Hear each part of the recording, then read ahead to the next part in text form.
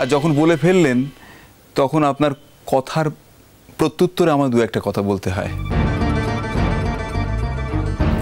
আপনি যথেষ্ট শিক্ষিত নাগরিক, সেই হিসেবে নিশ্চয়ই জানেন যে প্রত্যেকটি মানুষের আলাদা আলাদা এন্টিটি থাকা দরকার, সেটা তার সম্মানজনক পরিচয়।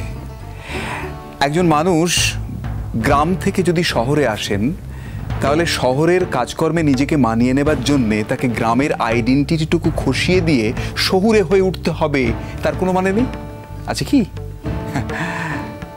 তাছাড়া আমাদের বাহা তার ওই ভাষা, ওই সংস্কৃতি, ওই পোশাক সঙ্গে নিয়ে সে শহরের একটার পর একটা পরীক্ষায় উত্তীর্ণ হয়ে দেখিয়ে দিয়েছে।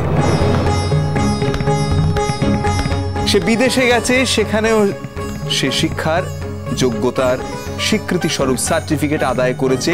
তার ওই ভাষা, ওই সংস্কৃতিকে সঙ্গে নিয়ে আমরা কেউ তাকে সাহায্য করতে সেখানে যাইনি। মাইন্ড ইট, সে সেখান থেকে ফিরে এসে এখানে যে সমস্ত উচ্চ পদের চাকরির জন্য পরীক্ষা দিচ্ছে সেই সমস্ত চাকরিতেও সে কোয়ালিফাই করছে, সেই পরীক্ষাগুলোয় সে উত্তীর্ণ হচ্ছে। আমরা তাকে কিন্তু পরীক্ষায় সাহায্য করিনি, কথাটা একটু ভাববেন। না না, আমি বুঝতে পারছি না এখন এই ক্রাইসিসের সময় আমরা বাহাকে নিয়ে সময় নষ্ট করছি কেন? আসলে যার যেখানে ব্যথা লাগে সেই ব্যথার জায়গায় যখন হাত পড়ে তখন অটোমেটিক্যালি চিৎকারটা বেরিয়েই আসে। Right, you are absolutely right. এইটা আপনি ঠিক কথা বলেছেন ম্যাডাম। বাহাকে নিয়ে আমার মধ্যে একটু নয় অনেকটা ব্যথা জমে আছে, আর সে ব্যথাটা জমে আছে এটা আপনি ভালো করে জেনে বুঝে সেইখানে বারংবার বারংবার খুঁচিয়ে চলেছেন, তাই আমিও বারংবার আর্তনাদ করে উঠছি। আমাকে ক্ষমা করবেন। ডক্টর ঘোষ বলছি যে ঠিক আছে, আমরা বরং এখন কালকে যাওয়ার ব্যাপারটাকে ফাইনাল করি। মানে আমাদের তো কিছু প্রিপারেশন আছে নাকি? অর্চির অফিস থেকে ওই অঞ্জনবাবুর কাছ থেকে আমাদের কিছু কাগজপত্র নিতে হবে। রীতি কথা ঘুরিয়ে লাভ নেই। আমি একজন সভ্য মানুষ, তুমি দুশ্চিন্তা করো না, আমি সেই সভ্যতার সীমা কখনো অতিক্রম করব না। এমন কিছুই করব না যাতে পরিস্থিতি নিয়ন্ত্রণের বাইরে চলে যায়। কমলিকা,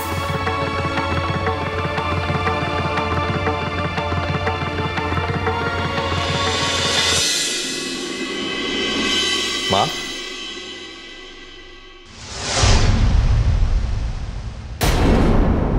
ভাইয়া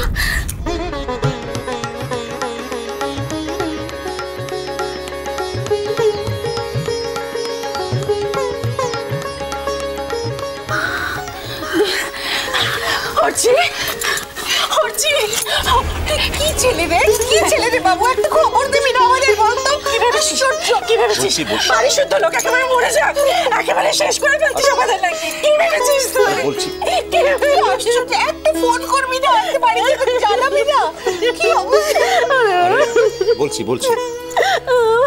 আরে তোমরা এরকম করছো, আমি তো বুঝতে পারছি না কি হয়েছে। আমার পরশু ফেরার কথা ছিল, আমি আজকে ফিরেছি, দুদিন মাত্র লেট হয়েছে। এর আগে কি এরকম কোনোদিন হয়নি?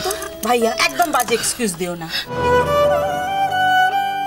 আমরা এখানে একটার পর একটা খবর পাচ্ছি সাংবাদিকটা ধসে আটকে আছে, আর তুমি বলছো যে দুদিন পরে ফিরেছি। আচ্ছা তোমার ফোনটা কোথায়? ফোনটা কি হলো? মানুষ তো ফোনটা রাখে ব্যবহারের জন্য, নাকি নাকি বাড়ির লোকজনদের শাস্তি দেবে বলে খবরটা দাওনি? সেই তো আমাকে বলার স্কোপটা তো দেবে। কি বলবি নাকি তুই? কি বলবি? সব মানুষগুলোকে মেরে ফেলবে একেবারে। এবারে বলি, আমার ফোনটা ডেড হয়ে গেছে, জানি না কেন, কিন্তু আমার ফোন কাজ করছে না। আমি কারোর সঙ্গে যোগাযোগ করতে পারিনি, ইনফ্যাক্ট আমার অফিসের সঙ্গে আমি যোগাযোগ করতে পারিনি। ওখানকার অবস্থা তোমরা না দেখলে বুঝতে পারবে না, আমি বোঝাতে পারবো না। আর এমন অবস্থার মধ্যে ওখানে লোকজন আছে, ইলেকট্রিসিটি দূর, খাবার জলটুকু পর্যন্ত পর্যাপ্ত নয়। এরকম অবস্থায় ভাবলাম যে আমি দুদিন থেকে যাই ওখানে, তাই এক্সটেন্ড করে দিলাম নিজের প্রোগ্রামটা।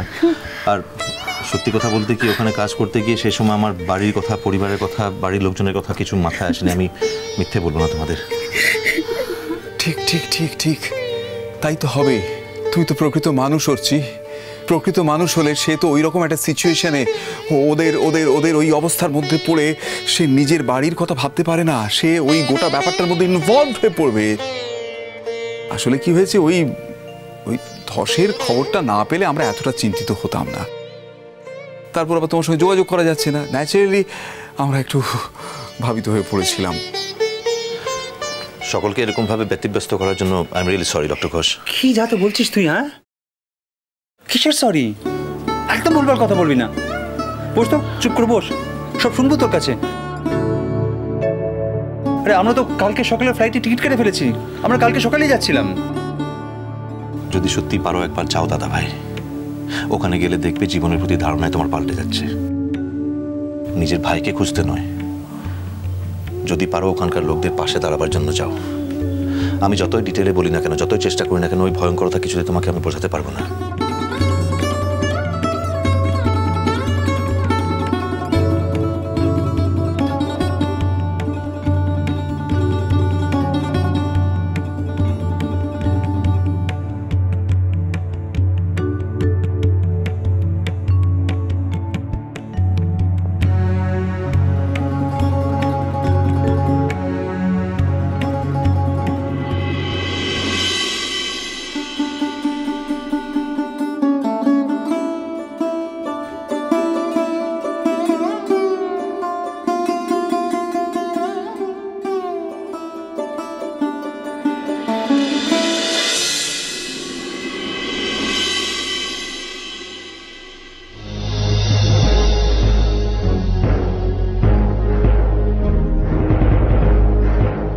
আরে মন, তুমি এসেছো?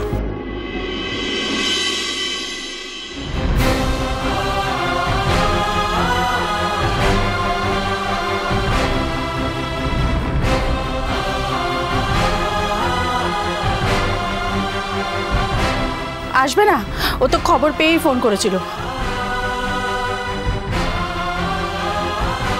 এরকম একটা খবর পেয়ে কেউ কি স্থির থাকতে পারে?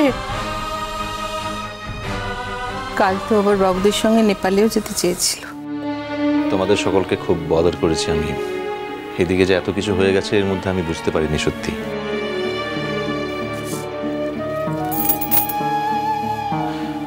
আরে প্লিজ কেঁদো না, তুমি কাঁদছো কেন আবার? আমি তো ফিরে এসেছি।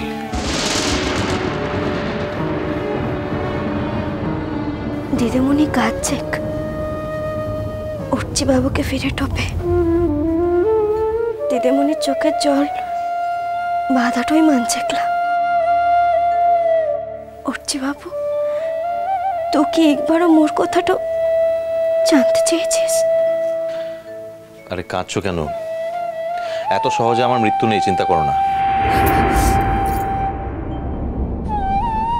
করছি তোমাকে খুঁজে না পাওয়ার, মানে তোমার সঙ্গে যোগাযোগ করতে না পারার খবরটা দাদাকে আমরা দিইনি। সো জেঠুমনি কোনো চিন্তা ভাবনার মধ্যে নেই। উনি জানেন তুমি ভালো আছো, উনি এখন বিশ্রাম নিচ্ছেন। ওর কথা আমি ধরলাম না, কিন্তু বাহাকে নিয়ে কোনো প্রশ্ন তুমি করলে না তো?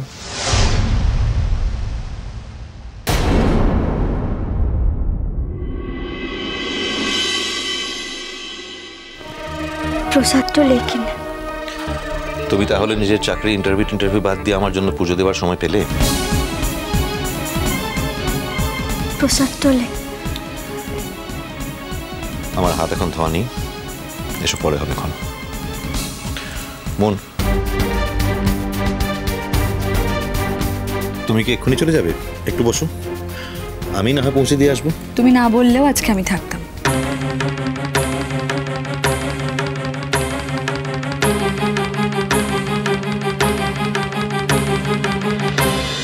মিষ্টি কুটু মিষ্টি কুটু মিষ্টি কুটু।